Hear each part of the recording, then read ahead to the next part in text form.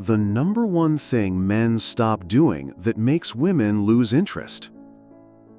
Remember the beginning of your relationship? The energy, the ambition, the spark? You were going places. You had goals. You were an adventure.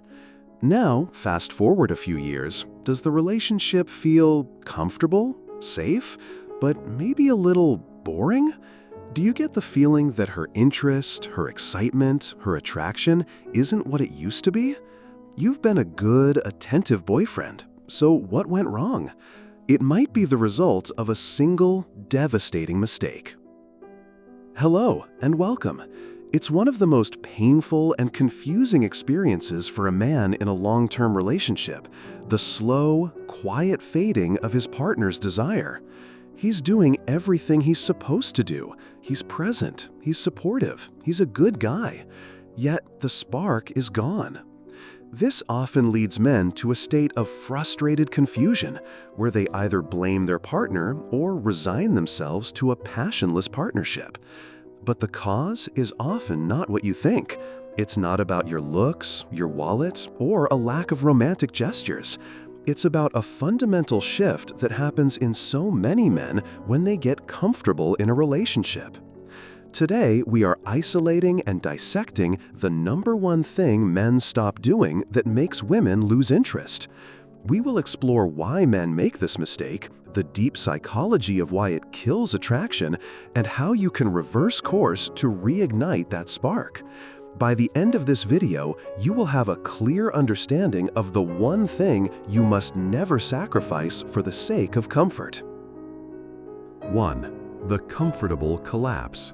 When a hunter becomes a house cat. So, what is this number one thing? It is this. Men stop actively and passionately pursuing their own mission. They stop growing. In the beginning of a relationship, a man is often in hunter mode. He is actively building his career, pushing himself in the gym, pursuing hobbies, and striving to become a better version of himself. This drive, this forward momentum, is a core component of his masculine energy, and it is incredibly attractive. But then comfort sets in, and the hunter slowly, almost imperceptibly, becomes a house cat. I call this the comfortable collapse. Think about John in year one of a relationship. He's working hard for a promotion. He's committed to his fitness goals and hits the gym 3 times a week. He spends his weekends working on his passion project, restoring an old car. He is a man in motion, full of purpose. His partner is drawn to that energy. Now, think about John in year 5. He got the promotion, so he's coasting at work. He stopped going to the gym because he's comfortable. The car sits unfinished under a dusty tarp. His evenings now consist of coming home, ordering takeout, and scrolling through his phone on the couch. He's the same man, but the fire, the drive, the mission is gone. He has collapsed into the comfort of the relationship. Attraction is not a static state. It is a response to energy. Drive, ambition, and purpose are forms of powerful, attractive energy. When a man is actively engaged in his own growth, he is unpredictable, dynamic, and vital. He brings a constant stream of new energy into the relationship. When he stops pursuing his mission, he stops generating that attractive energy. He becomes stagnant and predictable. His partner didn't fall in love with the man on the couch. She fell in love with the man who was striving, building, and becoming. The unhealthy alternative is the house cat who lets his personal ambitions wither and finds his entire sense of purpose in the relationship alone. The healthy alternative is the man who remains a hunter for his own life goals while also being a loving, committed partner. He demonstrates that his personal growth and his relationship are not mutually exclusive. In fact, his commitment to his own mission makes him a more energetic and inspiring partner. Is comfort a bad thing? Absolutely not. A comfortable, secure relationship is a beautiful goal. The collapse is not about comfort itself, but about what is sacrificed for that comfort. It's the difference between a relaxing pit stop in the middle of an exciting road trip and just deciding to park the car and live at the rest stop forever. The goal is to have a comfortable home base from which you both continue your individual adventures. The long-term consequence of the comfortable collapse is the slow, silent death of respect and desire. Your partner may still love you as a person, but the raw, magnetic attraction she felt for the man you were fades away, replaced by a comfortable and often platonic affection. 2. The attraction altar. Sacrificing your edge for the relationship. So, why do so many good men make this mistake? It often comes from a noble but deeply misguided place.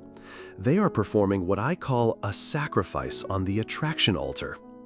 The attraction altar is the mistaken belief that to be a good partner, you must sacrifice your personal ambitions for the sake of the relationship's harmony. A man thinks, "She wants more of my time, so I will quit my band." Or, "My side hustle is stressful, so I'll give it up to have more relaxing evenings with her." He is intentionally dulling his own edge, believing it's a loving sacrifice that will bring them closer. In reality, he is sacrificing the very qualities that made him attractive in the first place. Let's go inside a man's head.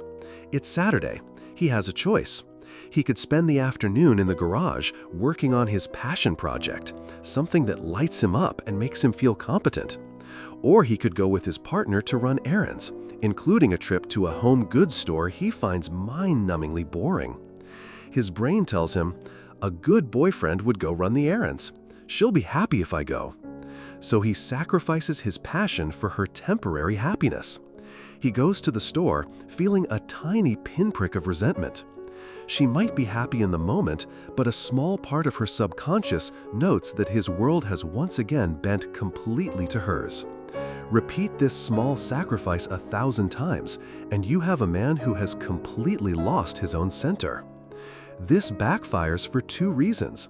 First, it kills the separate worlds effect we've talked about before. When your world completely merges with hers, the mystery and intrigue dissolve.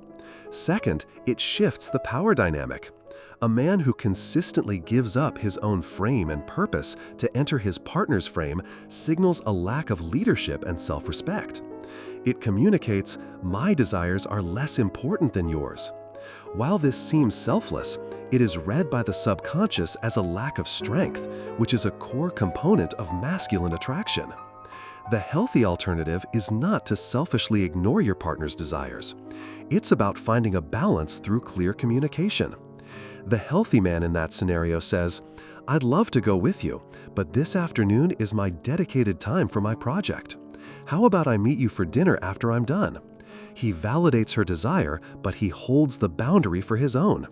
He demonstrates that he is a committed partner and a man with his own life. Is compromise important in a relationship? It is essential.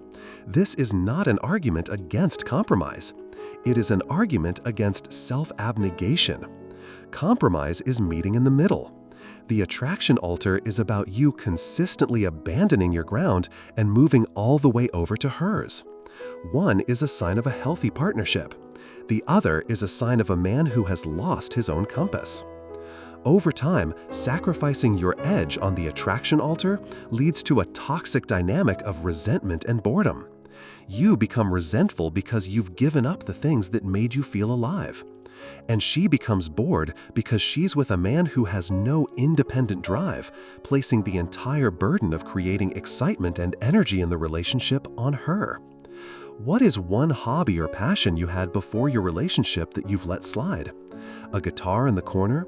A half-finished project? A gym membership you don't use? Acknowledge it in the comments. Reigniting the engine. How to reclaim your mission and her attention. So, if you recognize yourself in this pattern, how do you fix it? The answer is not to suddenly become a distant, selfish jerk. The answer is to consciously and deliberately reignite the engine. Reigniting the engine is the process of reclaiming your personal mission and reintegrating your independent drive back into your life in a way that is healthy for the relationship. It's about showing, not telling, that the man she fell in love with is still there. This is, paradoxically, the most attractive thing you can do for your relationship. Let's go back to John from year 5. He's been on the couch, coasting. He realizes what's happened. He doesn't make a big announcement. He just takes a small, concrete action. One evening, instead of turning on the TV, he goes into the garage, pulls the tarp off his old car, and starts working on it. The next week, he tells his partner, "Hey, I've decided to sign up for that coding class I've been talking about for years. It's on Tuesday nights." He's not asking for permission, he's stating his new mission. His partner sees this. She sees the spark of the old ambitious John returning. She doesn't feel abandoned, she feels a renewed sense of respect and intrigue. Who is this motivated man? She's curious again. Action is character. When a man takes decisive action in pursuit of his own goals, he is communicating a powerful message of competence, passion, and self-respect. This reignites the compass quality we've talked about before. He is no longer just drifting, he is navigating. This creates a new positive energy that floods the relationship. His partner's attraction is often not a response to the specific hobby itself, but to the drive he displays while pursuing it. Drive is the aphrodisiac. The unhealthy alternative is to announce a huge, unrealistic new life plan without taking any action, which just comes across as empty talk. Another unhealthy alternative is to swing to the other extreme, suddenly neglecting your partner entirely for your new mission. The healthy approach is incremental and communicated. It's about carving out dedicated time for your purpose while still being a present and loving partner during your shared time. Will your partner be happy about you spending less time with her? Initially, she might feel a bit of friction or surprise. This is where your calm, confident leadership is key. You must frame it positively. "I'm doing this because I want to be a more energized and engaged person, which will make me a better partner for you in the long run." You are not taking energy away from the relationship, you are generating new energy to bring back into it. The long-term result of reigniting your engine is a complete revitalization of your relationship dynamic. You feel more alive and confident, which is an attractive state. She feels a renewed sense of respect and desire for the man who is actively engaged in his own life. The relationship stops feeling like a stagnant pond and starts feeling like two powerful rivers flowing side by side. So, let's put it all together. The number one thing men stop doing is pursuing their own mission. They fall into the comfortable collapse, often mistakenly sacrificing their edge on the attraction altar to please their partner. The way back is to reignite the engine of your own personal growth. The deep why is that a relationship is like a fire. To keep it burning bright, you need two separate logs. If the logs collapse into a single pile of ash, the fire goes out. Your independence, your passion, your mission, that is your log. You must keep it burning to contribute your heat to the shared fire. A woman is not attracted to the man who gives up his world for her.